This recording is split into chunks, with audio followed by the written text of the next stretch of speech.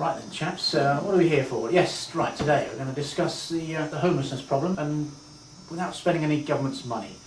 Any questions from you guys? No. Right, let's get on with it. Right, well, thanks, Alistair, because I think actually you've highlighted the issue there exactly. Really? Yeah, you've automatically used the term problem when you're talking about homelessness. And to be honest, that's so negative. We should be considering other terms to use. It could be seen as an issue, a challenge, an opportunity.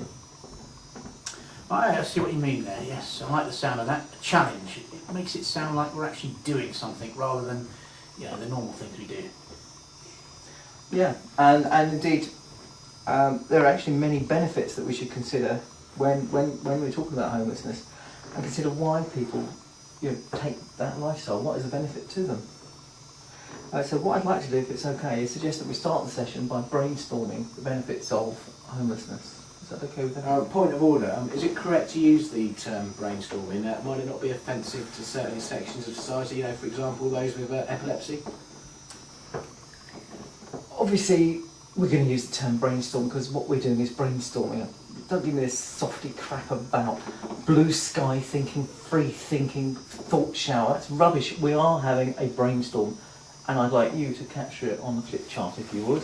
Okay then. Right, I'll start us off. No junk mail. Don't quite follow you. Right, if you haven't got a house, the postman can't deliver any junk mail. Right. If you haven't got a phone, obviously you can't get any junk phone calls either. You won't be told you've won a holiday when you haven't won anything. Basically, no house, no bother. I see what you mean, yeah. A bit like Halloween. Sorry, Halloween. Well, if you're homeless, you won't get any people knocking at your door trick-or-treating or throwing eggs through the windows. Yes, absolutely, quite correct. And of course, another side of that is you never need to paint or decorate the house again. Well, that's right, yes. None of your wife dragging you around B&Q or Homebase at the weekend looking for wallpaper. Those puffs on the telly trying to do up your house and putting ideas in their heads. Yes. And of course you'd have no liability for council tax, you wouldn't be visible to the Child Protection Agency, and you'd have no income tax and no VAT to pay. Yeah, none of the houseplants will die when the wife pops off to see her mother. And you wouldn't get the old obscene phone calls, no heavy breathing, and the perverts looking through the window while the wife's taking a shower. Yeah, they won't be stealing their knickers off the washing line, yes, will they? thank you for that, Alistair. That's probably enough about the benefits to be going on with. I suppose for the sake of balance, we have to consider, are there any downsides that we need to look at? Well, I think the homeless, they may find it cold and wet in the winter, and sometimes they're open to attack from arsonists and drunks, and some of them go hungry, and let's face it, that's not fair on their poor old dogs now, is it? No, and the beggars, they never vote for us anyway, do they? No, and pay no taxes either. Okay, well, that's some downsides. Let's see if we can think of how we can address those without having to spend a lot of government money. Well, let's think about this. What about industry? Could we get them involved and improve packaging? That sounds interesting. What exactly are you getting at there, Alistair? Well, the people who make the washing machines, the fridges, cookers, they can improve the boxes, make them fireproof and water resistant, That would solve the wet in winter problem and the being set on fire problem. Oh, sorry, I keep using that word problem, don't I? No, don't worry about that. I mean, that's an absolutely superb suggestion, Alistair. And the beauty of it is, of course, it wouldn't cost any government money. Oh, yeah.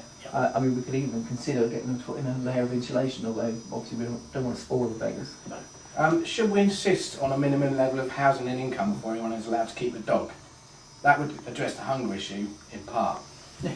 Yeah, definitely. Yeah. And what about designating sleeping areas at stations and car parks? That would help protect them from the risk of attack, and also, the people who operate the security in these places, they could look after them.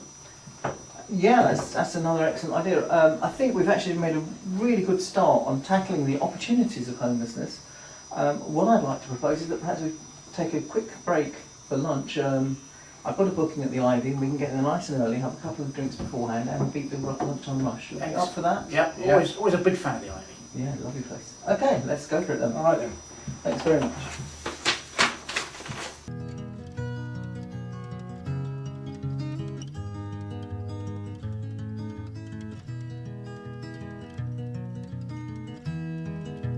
Have you seen the old man in the closed down market, kicking up the paper with his worn out shoes?